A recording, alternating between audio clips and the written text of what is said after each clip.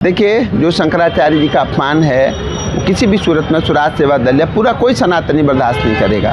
देखिए, आज तमाम जो शंकराचार्य जी महाराज हैं, अब उनको नोटिस दिए जा रहे हैं, उनसे स्पष्टीकरण मांगा जा रहा है कि वो शंकराचार्य हैं या शंकराचार्य नहीं हैं। मैंने दुनिया को उदाहरण दे दिया साहब आपको। क्या पोप की सत्ता से लड़ेगी कोई सरकार? क्या किसी इस्लामिक शरीयत से लड़ती है क्या कोई सरकार? उसके आगे तो आपकी तूती नहीं बोल सकती, बूंद नहीं कर सकता।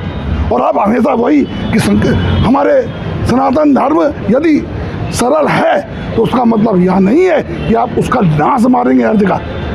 राज्य सत्ता है, धर्म सत्ता को नहीं। धर्म की अधर्म का प्राणियों में विश्व का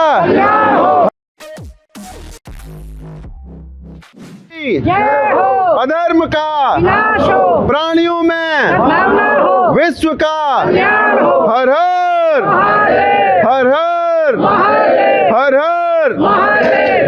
क्या कहेंगे आप? यहाँ मंदिर में पहुँचे हैं और राजनीति से जुड़े हुए हैं आप, और क्या कहना चाहते हैं आप? देखिए, जो शंकराचार्य जी का अपमान है वो किसी भी सूरत में स्वराज सेवा दल या पूरा कोई सनातनी बर्दाश्त नहीं करेगा। देखिए, आज तमाम जो शंकराचार्य जी महाराज हैं, अब उनको नोटिस दिए जा रहे हैं, उनसे स्पष्टीकरण मांगा जा रहा है कि वो शंकराचार्य हैं या शंकराचार्य नहीं हैं। भारतीय जनता पार्टी को आज तक मौन थी। जब भारतीय जनता पार्टी के विरोध में उनके शुरू हुए, तब अब भारतीय जनता पार्टी ये नोटिस जो चस्पा कर रही है वो बिल्कुल गलत कर रही है। वैसे तो भारतीय जनता पार्टी गौ गंगा गीता गायत्री की बात करती है, लेकिन आज जो ये हो रहा है ये कतई गलत हो रहा है। प्रयागराज प्रशासन को तत्काल प्रभाव से स्वामी मुक्तेश्वरानंद जी महाराज जी से, शंकराचार्य महाराज जी से माफ़ी मांगनी चाहिए और उनको ससम्मानपूर्वक प्रयागराज जो माँ गंगा है उसमें स्नान कराना चाहिए, जिससे कि तमाम जो उनका अपमान है उससे सनातनियों का अपमान है और इस प्रकार की दोबारा पुनरावृत्ति ना हो। प्रशासन और सरकार को ये ध्यान में रखना चाहिए। अच्छा, जो असली और नकली शंकराचार्य वाली जो बात है कि टीवी चैनलों पर दिखाया जा रहा है कि पुराने व्यक्ति शंकराचार्य हैं और जो शंकराचार्य हैं तो असली नकली वाले। देखिए, ये असली और नकली उन्हें अब याद आ रही है भारतीय जनता पार्टी की सरकार को। और मैं कहता हूँ वो कुछ भी हो, वो सनातनी हैं, वो उन्होंने भगवा पहना हुआ है, उन्होंने माँ भगवती के उपासक हैं, इतने वर्षों से वो वहाँ के शंकराचार्य हैं।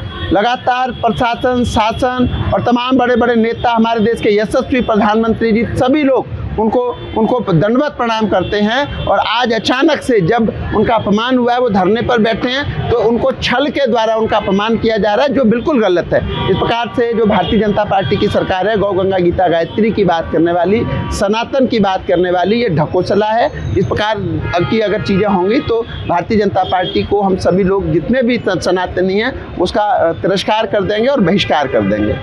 कहेंगे आप, जो शंकराचार्य जी के बारे में बातें कही जा रही है, नकली असली की बात कही जा रही है, क्या इस पर बहस होनी चाहिए? आदि गुरु शंकराचार्य ने भारत के अंदर सारे शंकराचार्य मठों की स्थापना की थी।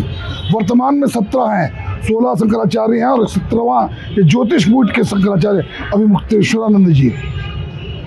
हमारा कहना यह है कि जब धर्म सत्ता राज सत्ता से टकराती है तो निश्चित रूप से उस राष्ट्र का नाश होता है। क्या दुनिया की सत्ता, पोप की सत्ता से कभी अंग्रेजों की सत्ता को लड़खाती है, लड़ती है? क्या इस्लाम की सत्ता से कभी कोई सरकारें लड़ती हैं? हमारी सरकार हमारी धर्म सत्ता से लड़ रही है। इससे बड़ा दुर्भाग्य का विषय क्या होगा? आप विश्व में धर्मगुरु बनाने की बात करते हो कि हम भारत को धर्मगुरु बनाएंगे।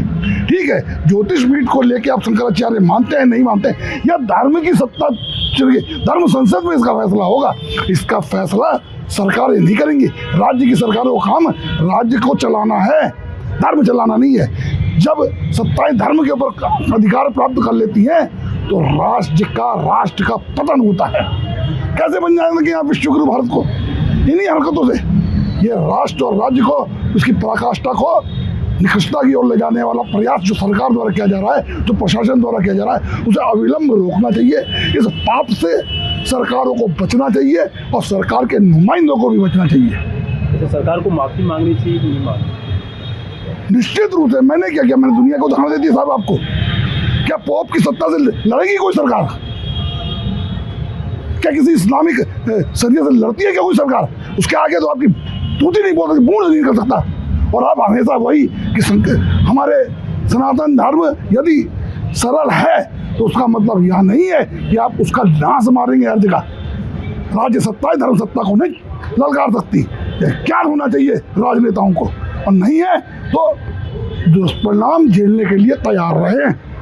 यह जनता है, यह सनातन है, जिसने कुर्सी दी थी, और यह सनातन है, धरती पे मिला देगा। अच्छा, असली और नकली का जो डिबेट चल रहा है टीवी चैनलों पर, इसको लेकर आप क्या? मैंने मान्यवर पहले ही कहा, धर्म संसद में यह तय होगा। क्या मानते यह धर्म संसद तय करेगी, राज्य की संसद राज्य की सत्ता नहीं करेगी। भारत के कानून से धर्म नहीं बना है, भारत का कानून धर्म से नहीं चलता है। धर्म की अलग सत्ता होती है, धर्म का अलग कानून होता है। वह धर्म संसद में तय होगा कि कौन चीज कैसे निर्धारित की जाए। धर्म संसद किस लिए है? इन राजनेताओं द्वारा चलेगा कि राजनेता चलाएंगे तो यही बैठ जाए, धर्म संसद में यही बैठ जाए, छोड़ दे सब।